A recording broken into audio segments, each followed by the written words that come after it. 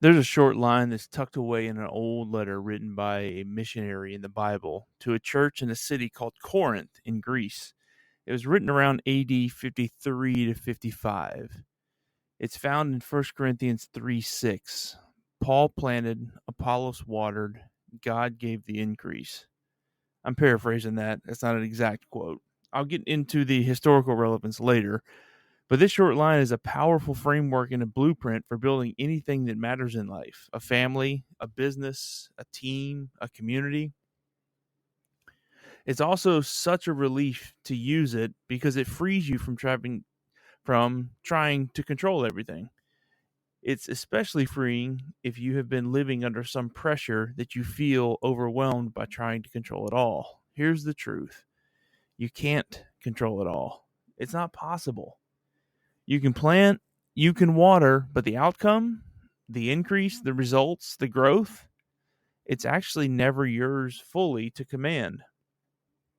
Yet, this is exactly where most founders, leaders, and business owners get stuck.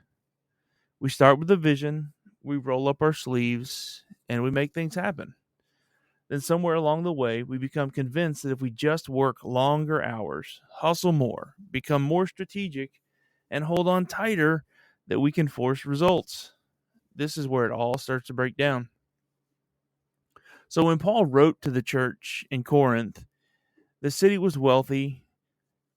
It was a trade hub in Greece, famous for commerce, philosophy. The Christian community there was young and divided. Some believers were aligning themselves with different leaders. Some were saying, I follow Paul. Some said, I follow Apollos. Others said, I follow Cephas. It all had all kind of become a personality-driven competition. Paul is confronting the division in the letter in 1 Corinthians 3. He uses an agricultural metaphor familiar to the readers. Farmers plant seeds, others come later to water and tend the crop, but only God can make the seed grow.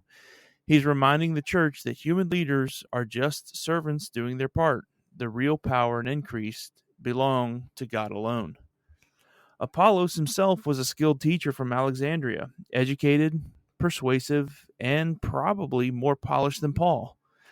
After Paul had evangelized and planted the Corinth church, Apollos arrived later to teach and strengthen them. Some believers then started favoring Apollos' style of preaching and creating factions. Paul's point in all of it was that the work isn't about personalities or control. We each play a role in something bigger. Growth and life are beyond human command. So, in the metaphor, planting is clarity over chaos. It's important that everything that we do it with intention. To plant a crop, you have to be intentional. Timing, placement, preparation, they're all keys of planting well. In business, it's about defining what you're building and why it matters. Understanding clearly and noting values that guide your decisions, and not just the feel good words that go on the wall, the real values. Articulating the future that your mind's eye sees in a way that your team can understand and get on board. It needs to complement your faith, your family, your business, and your community. Otherwise, what are we even doing? Without planting, you're on the hamster wheel of corporate America. You're busy, possibly aimless, and probably destroying the things that down deep matter most. Things that you say you're working for, you could actually be accidentally sabotaging in the process. When I coach business owners, this is where we start. We get back to the roots. We get back to the vision that they have in their mind's eye, but they haven't been able to articulate. Why does the business exist? What is its role in the owner's life? How will they know when it's thriving? And what does success look like? Continuing on in the metaphor, watering. Watering is the systems and the care. Once a seed is in the ground, Staring at the ground harder doesn't produce results. The crops have to be nurtured. A farmer tends his crops carefully. It's his whole life. He watches the forecast to determine rainfall and supplements when needed to ensure that he gets a good yield. Watering is care for the crop. It's stewardship. It's the day-to-day work of building resilience. Documenting what you do so you can replace yourself with someone who can do your work for you. Training and trusting the team you put in place because you've trained them well.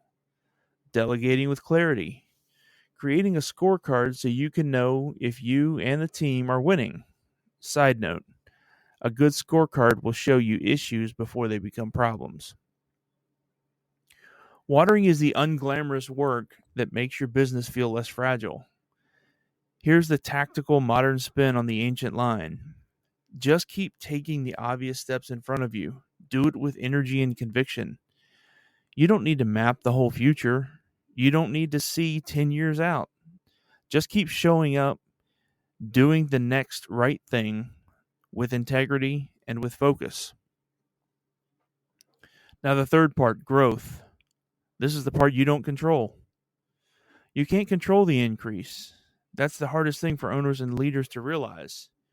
You can create the conditions where growth is likely, good soil, healthy systems, strong leadership.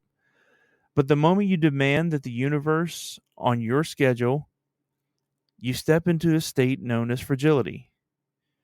Anti-fragility is the ability to thrive under stress and uncertainty. It comes from releasing control of outcomes while doubling down on the input. Market changes, competitor undercuts you, a key employee leaves. These things are going to happen. It's not if, it's when. If you've planted deeply and you've watered faithfully, you won't be undone. You will adapt. You will replant where needed. You will water what's working. Fragile leadership says, I'll make this happen at all costs. Anti-fragile leadership says, I'll build something strong enough to survive what I can't predict. If your entire team has come to you, or they have to come to you for all the answers, if they depend on you helping them with their jobs regularly and making decisions constantly, your business is fragile. If you've outlined the company's values, if you've articulated the purpose, if you frame the vision and you're guided by strong systems, you likely have an anti-fragile business. Do you see why do you see why fragile owners burn out? And do you see why anti-fragile leaders get to step back, rest, and watch the results of their efforts thrive? Anti-fragile owners are free to have the impact on areas that are valuable and important to their lives, their faith, their family, their community, their hobbies. My own wake-up call came after about 15 years in corporate America. The planting happened accidentally. I had the seeds in my hand for years, but I was scared to plant them.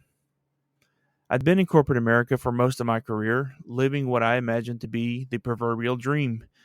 I had convinced myself that the symptoms I had were just part of the journey, working 20-hour days, in the 4 hours of sleep that I was getting per night, waking up in the fetal position, nauseous from stress. No support, no help, failing in my job for a variety of reasons beyond my control. I only understood this after escaping the hell that I was in. It worked until it didn't. Progress stalled. I couldn't step away for fear it would all fall apart. I couldn't leave because I thought I was changing my family tree for the better. Contracts ended, roles eliminated, my job was cut. I was out on the street, literally. I called my wife when I left the office with my box in hand, and I told her I wanted to have a party. I was forced out of something I was scared to leave. But left in the vacuum of nothingness, I began doing two things I said I would never do. Own my own business, be a salesperson. The experience in corporate taught me to stop caring so much about the image my career portrayed to everyone I thought cared. I was free to be me, free to create something new, free to work hard towards a new goal, free to spend time with my family that I'd been robbed, free to use my business to be the husband I was supposed to be, free to use my business to be the father I dreamed of being. And I'm still working on this one. And I was free to use my business to impact my community in ways I'd never dreamed. So, why does all this matter? Corporate America has called small businesses to be obsessed with control, obsessed with dashboards, KPIs, metrics, growth hacks, sales funnels, frameworks. Don't get me wrong, these aren't all bad. In fact, I use a lot of these in my coaching. They're good when utilized properly, but they can trick us into believing that we're in charge of everything. We aren't. And this is the good news. The pressure to guarantee results is crushing, but the invitation to play and water faithfully, we can all do that. And on some levels, we can all do it well, I would guess. It's freeing. It makes you resilient. It makes you anti-fragile. Because no single event can ruin you when your foundation is deep and your systems are alive. So here's your call: to plant, to water, and to grow.